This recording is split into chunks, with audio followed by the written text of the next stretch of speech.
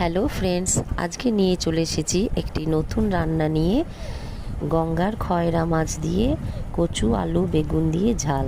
তার জন্য আমি কড়াইয়ে তেল দিয়ে প্রথমে পেঁয়াজ দিয়ে দিয়েছি, তারপরে নুন হলুদ দিয়ে কচু আলুগুলো ভেজে নিলাম, তারপরে কুচানো টমেটো দিয়ে দিলাম।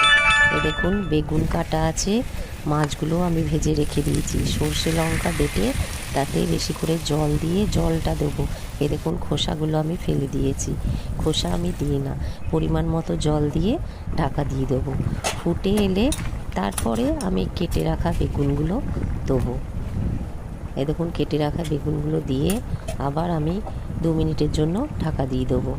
দেখুন বেগুনগুলো বেশ মজে গেছে।